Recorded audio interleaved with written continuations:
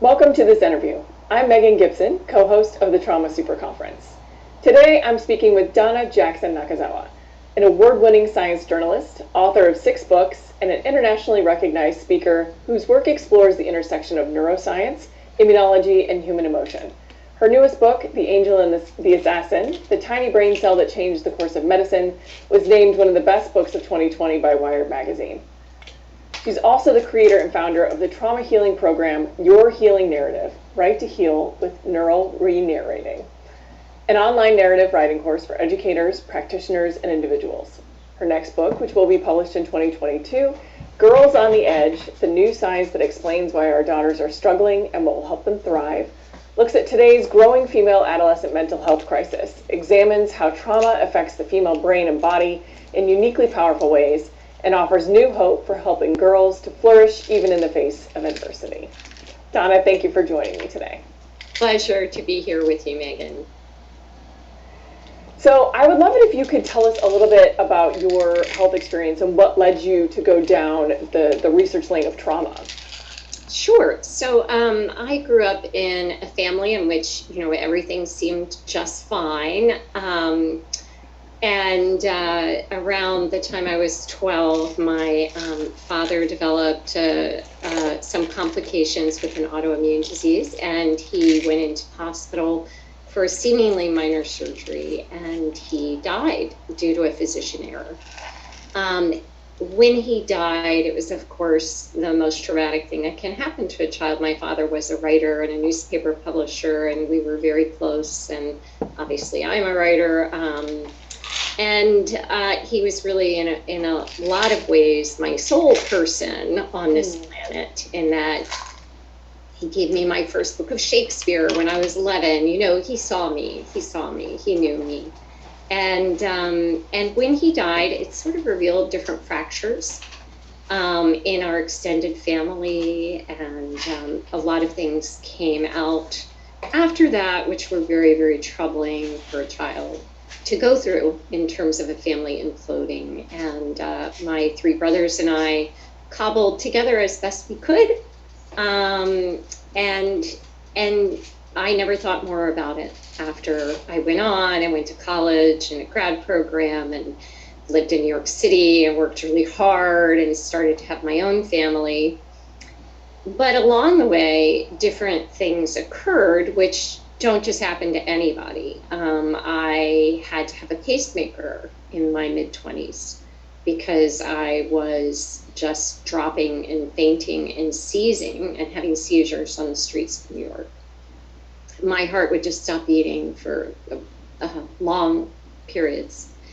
I started to develop an autoimmune disease that started as tingling in my arms and legs and turned out to be Guillain-Barré syndrome. I spent 6 weeks learning to walk again, and then I developed it another time. And that time I was in bed for 6 months. I could go on with different diagnoses, which are some more troubling than others. However, at a certain point, I was talking to one of my physicians, and we were looking at an autoimmune process in my bone marrow, and she just turned and looked at me and said, "I'm just wondering, what the hell happened? What might have happened to you growing up that started this cytokine storm, this fierce autoimmune process, because you've got 5 autoimmune diseases and a pacemaker, and what do you think is going on?" And at first I thought she was crazy. Why are you asking me about my childhood? Now, to be fair, this is long before the hot buzzword of trauma entered the cultural lexicon. We are talking quite some time ago. I'd already been working as a journalist at this intersection, as you said, of neuroscience, immunology, and had cut my teeth in the world of New York publishing and written a few books. And I thought, all right, let's see if there's something to dig into here. And indeed there was. I'll say, this book is excellent. It's fantastic. Yeah. So first and foremost, I want to talk about how mental health and trauma and autoimmune disease are related, if you can kind of map that out for us, because you mentioned cytokines, and I don't even know how to pronounce it yet. Microglia. Microglia.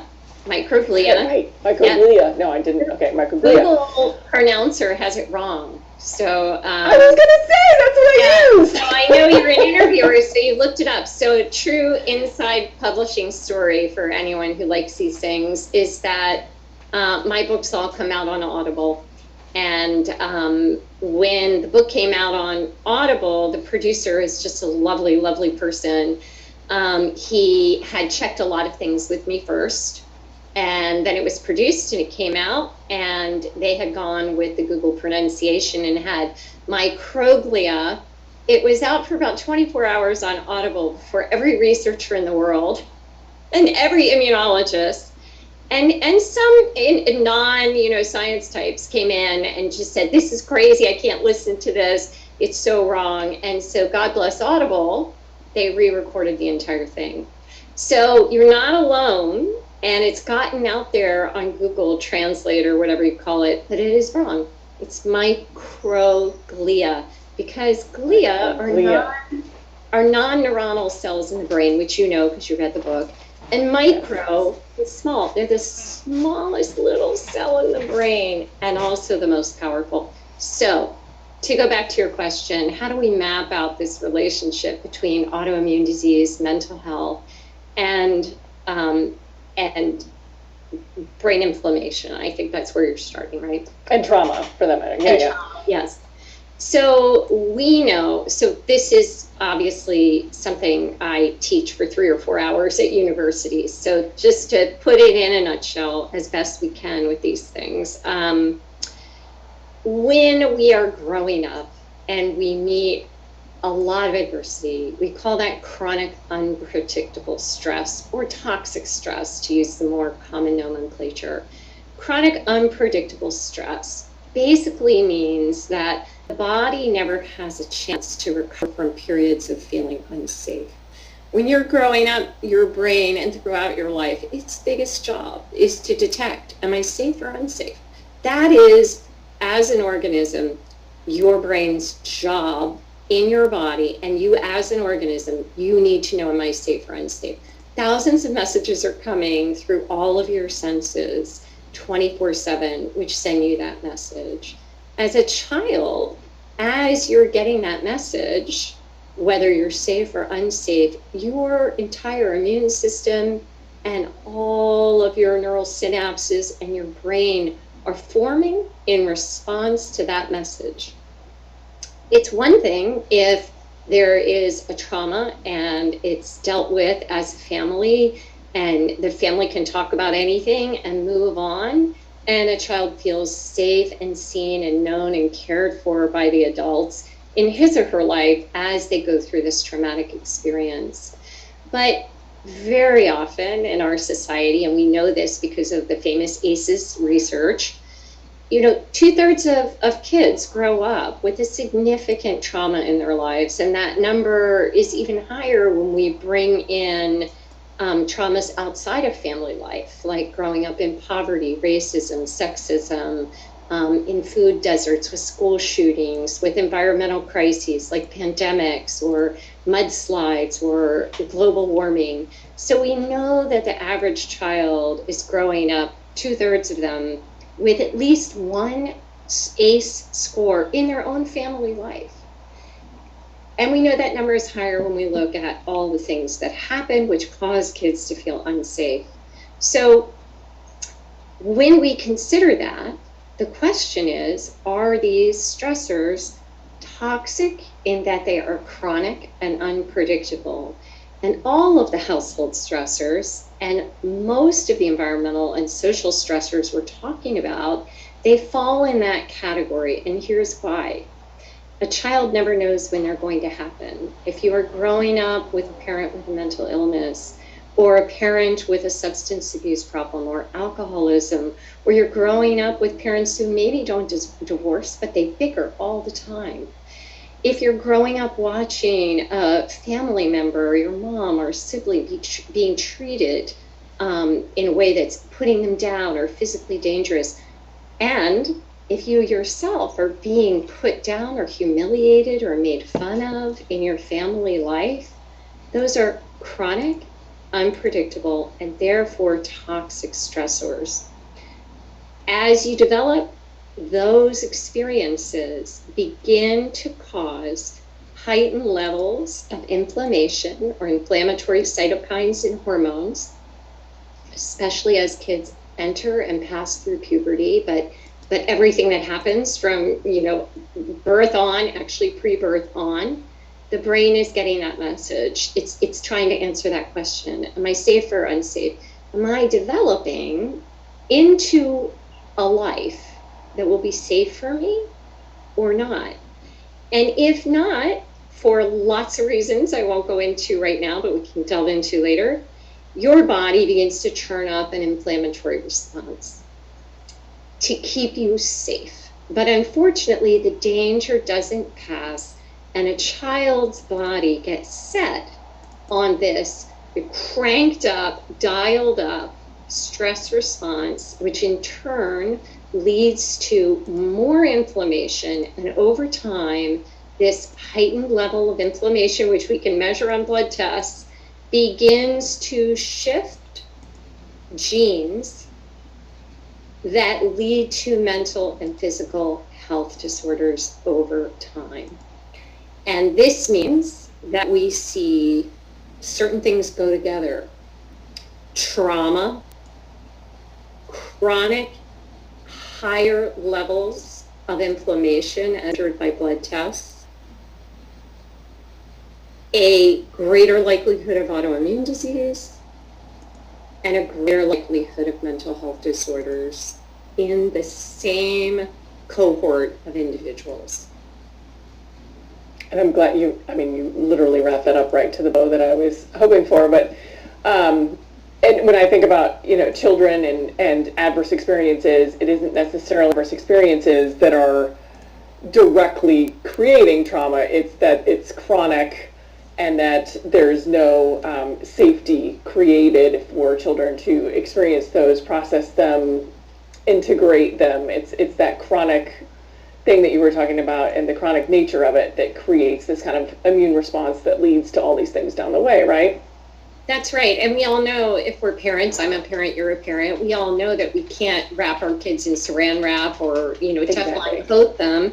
The world will find them. And we as parents, if we have our own trauma, we're going to have moments where we're more reactive in situations which maybe haunt us, seem so close to something we ourselves experience that we're not as well regulated as we need to be. So a lot of the work that I do now is focused on regulating the adults, the parents, my Writing to Heal courses, the next book, Girls. A lot of the focus has to be on helping those of us who help others, whether it's family or patients or clients or students, to find that centered place within, even within our own story, right?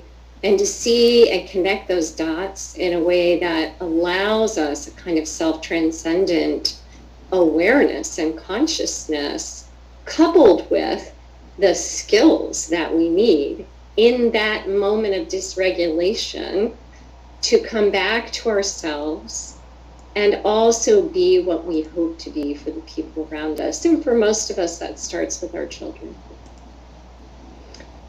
I want to go back to that in just a second, because I want to back up and talk about what we've talked a little bit, or society, culture has talked a lot about what anxiety or depression can look like in children, like this response to chronic stress. And we're talking about like chronic headaches, chronic stomach aches, like things like that are not explained purely by physiological, like stomach flu and eyesight problems. Or like sometimes when my son comes home from school and has a huge headache, I ask him like about his posture that day, and he's like, well, I did have a turtleneck, Right.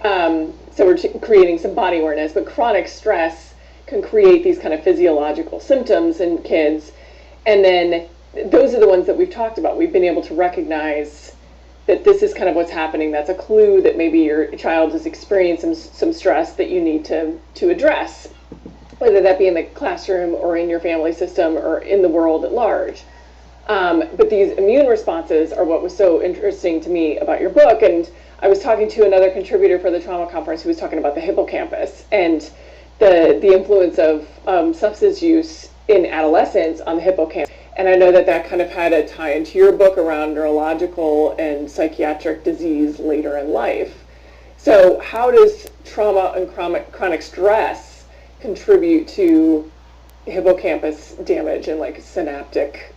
Well, so the hippocampus is one of those target areas of the brain that we have been able to look at very closely in brain scans over many years. And so I would say it's really important, and it is also important to name a couple of other areas of the brain where we want to see synaptic connectivity, not only within those areas, but between those areas, which you can stand back and look at as the connectome of the brain. So not just what's happening in an area, but how well are all these different areas talking to each other. So here's what we know about the brain on trauma. We know the hippocampus is 6% smaller and atrophied in individuals who grow up with maltreatment. We also know that the connections between the hippocampus, which I think of as kind of like a neural simulator, kind of like a NASA simulator. An astronaut has to sit in a simulator before they go up to space. Well, your hippocampus is kind of a simulator. If you and your kids are watching a scary movie on TV, the reason your kids know that it's not really happening is their hippocampus tells them, been on the couch with mom and dad other times watching movies, so I know this isn't real. And the hippocampus is getting a lot of its messages actually from the alert center of the brain, which is the amygdala. The amygdala is that ding, ding, ding. It's ambulance, siren going down the street. It's going, are you safe or unsafe? Safe or unsafe? If the messages are those of unsafety, that's going to prime the hippocampus to respond more powerfully. The hippocampus is also where our memories and our associations with memories reside. And then the hippocampus is going to ping the prefrontal cortex, which runs across, the front of the brain, and is where we begin to see behavior, decision-making, mood. We're going to see a reduction or change in neural connectivity in these different areas, or maybe too much neural connectivity or too much action. For instance, we know in girls, in the left half of the hippocampus, in the left half of the amygdala, when it gets really lit up and there's a lot of activity there, we know that that is a ruminating head state of high rumination about self and others, coupled with low action, not taking action. That's a real kind of a danger sign. So it's all of these areas of the brain, and it's also the default mode network. The default mode network is kind of like this idling center, like your car engine sitting in your driveway idling. But man, if you need to reverse really fast in an emergency, boom, it's going to get going. The default mode network is kind of where we have our sense of self that forms over time. It's that sense of who am I in relationship to others. We have our sense of relational awareness. How am I behaving here? How are others behaving toward me? And all of this together, it's all just got to be singing, right? It's got to be singing. So we've known for a long time that individuals who grew up with adversity or individuals who faced adult trauma or chronic stressors show changes in this connectome of the brain that I've just laid out. Right. And those changes are off the norm. And they can be compared on brain scans to the normal, healthy, functioning brain. And we also know that individuals who have had chronic adversity are also spiking these levels of inflammation. But what we haven't known until very, very recently is why chronic adversity could not only lead to this loss of synaptic activity, but what is happening that's causing these neural synapses to misfire or be weakened or too strong in other areas. Why would that be happening in the brain? Because we know in the body that when there is a lot of chronic stress or exposures to environmental insults, right? So those can be toxins, poor diet, they can be exposure to infections. We know the body will pump up inflammation, and that will lead to our immune system sending out lots of cytokines, which can cause problems, or even producing not just antibodies to help fight off an infection, but autoantibodies, which can attack the body itself and lead to autoimmune disease. So we have a very, very robust understanding of the relationship between environmental insults and shifts in physical health. But how is it possible that these environmental insults would cause these shifts in the neural connectivity and the connectome of the brain? How and why? What's the mechanism? So that's really what The Angel and the Assassin is about, is how is it that adversity and trauma can lead to mental health disorders? Ding, ding, ding. We have an answer for the very first time in the history of science. We know why that's happening, and that's really good news, Meagen, because if we know why something is happening, then we can completely pivot. If we know something is happening, then we're just throwing things at the problem. And you did a great job in the book as well of I would say, like, paying respect to this brilliant, sophisticated system that our brains and body together in order to protect us. That's But right. that while also acknowledging that once a system is malfunctioning or over alerted, that we've got to figure out ways to then calm it back down and get it out of reactivity and get it out of like unhealthy coping mechanisms for its perceived alert, right? That's right. It's all about, if we know that something's out of whack, whether it's in brain immune health or physical immune health, well, then we have the opportunity to take that and become really the general contractor of our own well-being. We get to think about what micro changes we can make, that we want to make, we're capable of making, and what approaches do we need to bring in. But if we have no idea of why something is happening, then we don't have that opportunity. Yeah, and it can be so overwhelming, right? I mean, That's I right. had this moment, I was one of the people listening to the Audible. I was shifting between the book and the Audible, depending on what I needed to do.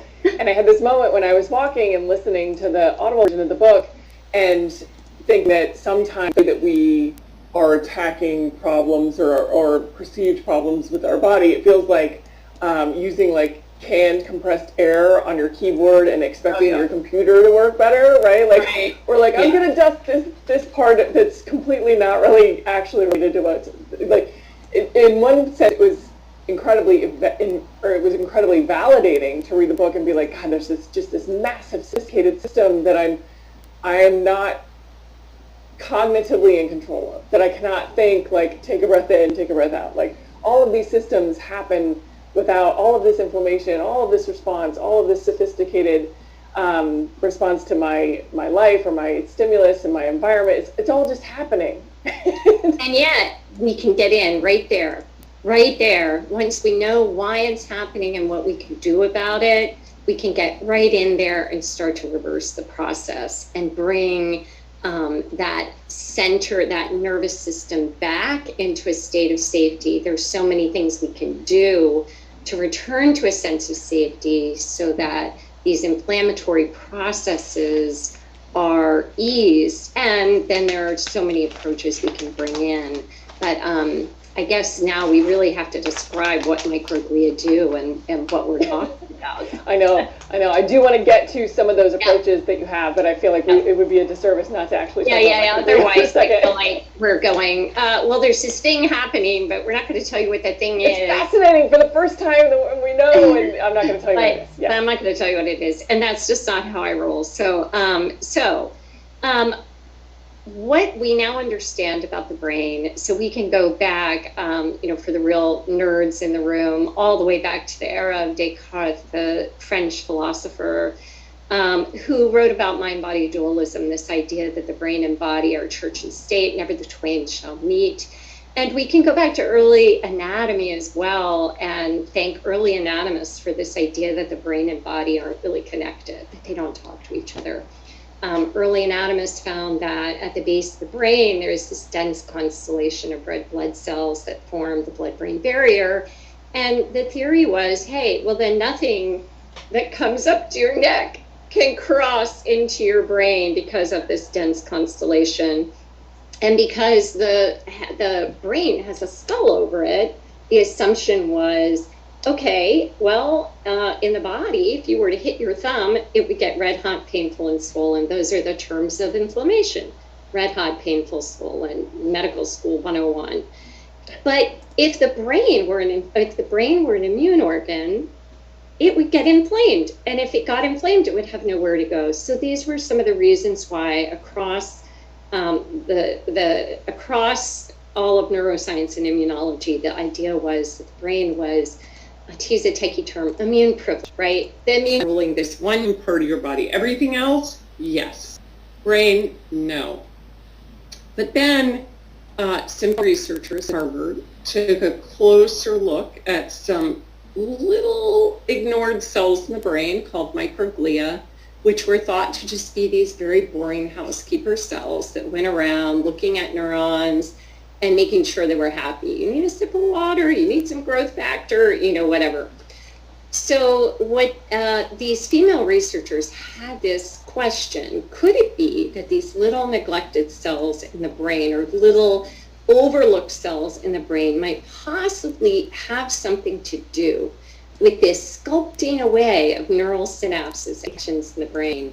So they started looking at this. Indeed, they found that when these tiny cells, microglia, are triggered by the same kind of environmental insults that we're talking about, which affect physical health, they stop being these good little angels in the brain, these doctors dancing around and taking care of neurons, and they morph into Pac-Man-like cells. And then they go and they chomp synapses. They literally eat the synapses of the brain. They can see synaptic material right in the belly of these little cells.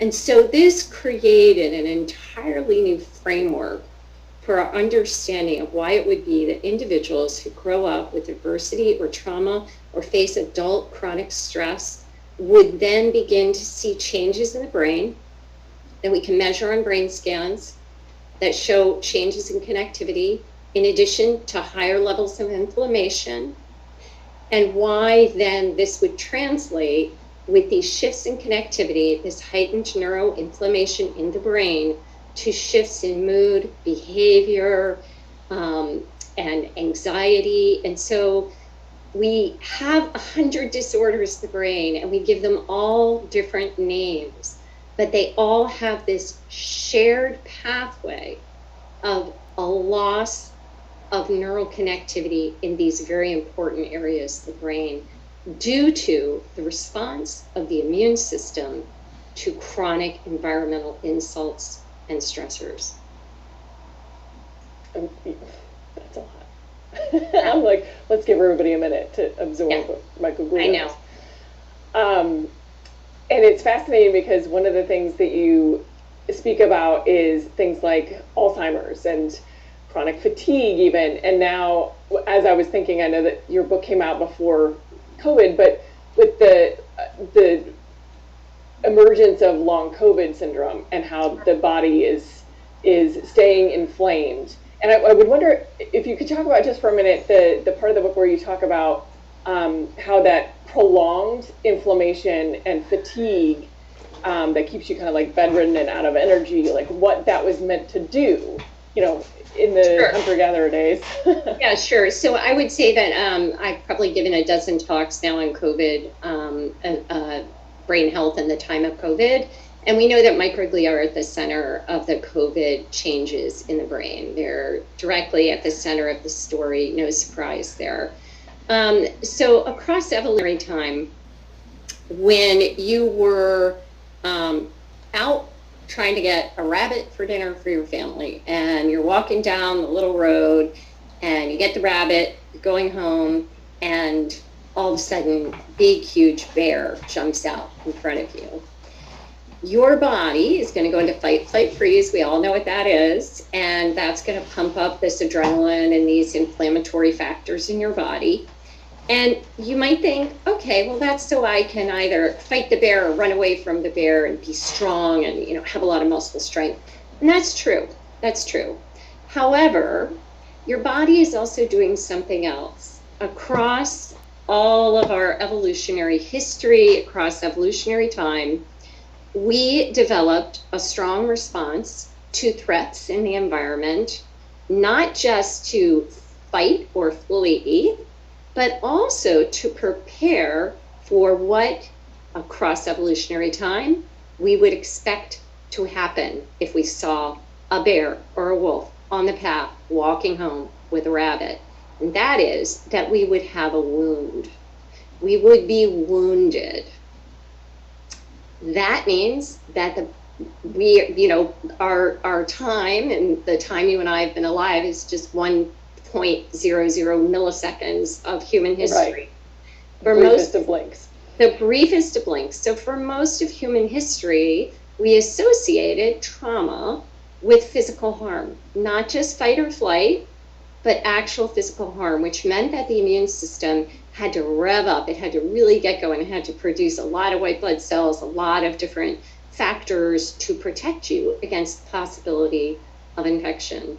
Now add to that across hunter-gatherer eras, and long before and long after, if you were in any way left out or ostracized by the tribe, or dissed, or socially made fun of, your body also began to make this same inflammatory response as if you saw the bear, because for most of human history, if you were left out in any way or socially dismissed, made fun of, people turned their backs on you, you weren't going to get the same good food as everybody else. You were going to be put at the edge of the tribe. You wouldn't get the good meat. You couldn't possibly nurse your own children. You would become at the edges of all of the food and shelter and protection of the tribe. This would make you far more likely to be wounded by predators or marauding tribes. And if things went far enough, you would be ostracized and completely set outside the tribe and at the mercy of all of the elements, all of the wolves, and all of the warring tribes. So our body's pretty smart. It evolved over time so that when we meet a physical or emotional stressor, the body develops an immune response. It's fascinating. It's completely fascinating, and partially at least explains why, I'm thinking of like middle schoolers, right? Like when they feel ostracized, they feel like they're gonna die. It's not just drama. That's right, and that's something I write a ton about in the book that's coming out in September. I wish I could talk more about it, but it really is delving into our understanding of the adolescent brain, and particularly the adolescent female brain, with, again, a real reckoning in neuroscience over the past 3 years, where we now know things we never knew before. I'm just trying to bring those to light. It's an exciting time.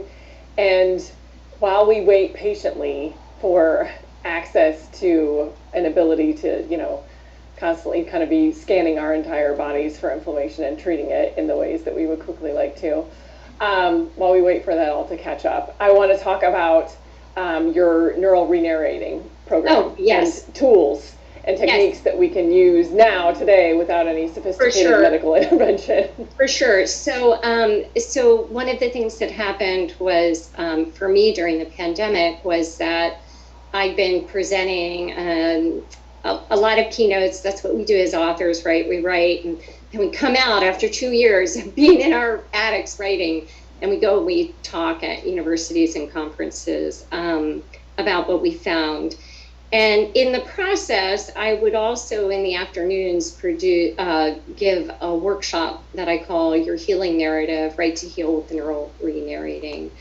And it's really a system based on very precise trauma-oriented writing prompts, mindfulness, breath, drawing techniques, grounding techniques, and put together in a way where we help individuals to connect the dots between the past and the present, but to do so in a way that we're taking an ever deeper dive, safely, slowly, to allow these things to emerge in very neuroscience-based ways, come back to the grounding, the interior resources for thriving, and to reframe the story from one of loss and trauma to making a very deep meaning out of one's experiences, drawing in resources that you probably never draw on in your day-to-day life when you're faced with stress, and bringing in these tools again, which are based on how the brain works,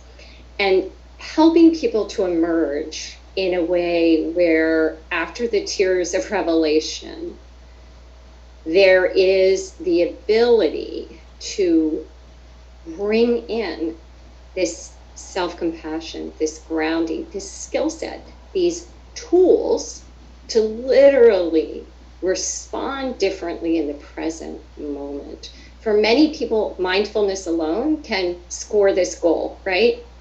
But for a lot of people, mindfulness alone isn't enough to do it. And after working with people for 30 years, it seemed to me it was time to pull together the very best of what we know about the brain with the very best of what we know about narrative writing, and put them together in a way with the best of mindfulness so that we could begin to get your brain to talk to you differently. And if we can do that, if we can get you to see the connections and start that talk from your brain to you to be a very different set of messages and processes, then we reset the nervous system and we begin to see those neural synapses reconnect and regrow in the brain. It's a very finely thought out process. Again, diving in, regrounding, diving deeper, regrounding, and then going through a series of exercises to re-narrate not just the way in which we speak to ourselves, but have the potential to bring in interior resources for thriving that are inside you right now, yet just don't use them because that trauma track is so loud. Gosh, you've contextualized that so beautifully, and it's become kind of my running internal joke that every time I speak to someone and they suggest mindfulness, I have to contextualize that mindfulness does not work for everyone who's suffering from trauma, just as a tool alone, and that sometimes mindfulness alone can be a very hostile invitation for somebody who's in a trauma kind of, not spiral, but like in a really activated state of trauma.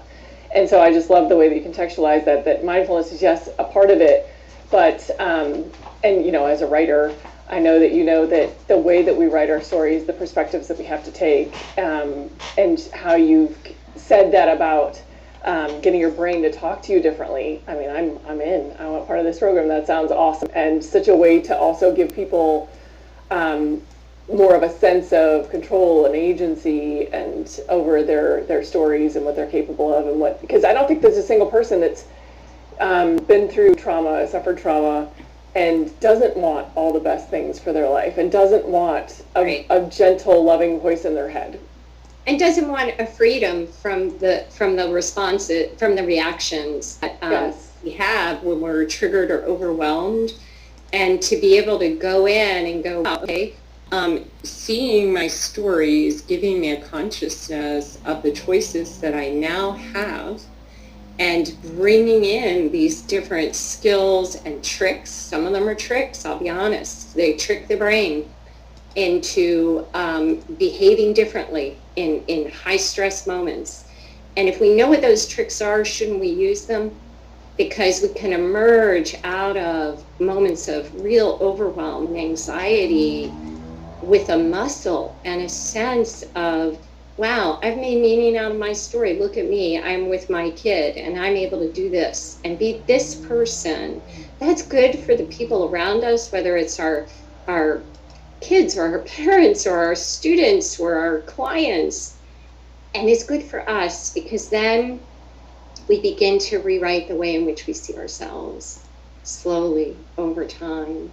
And so it's just been very powerful to do that work, especially then I started doing it with first responders who during COVID have really been suffering. Absolutely. And, so there are so many things that we can do. We're the general contractors of our health, and there's so many micro changes we can make toward flourishing. The brain is endlessly plastic, and we get in on that. That's for us. Now that we know that the brain is this sensitive immune organ responding to everything 24/7, we can get in on that.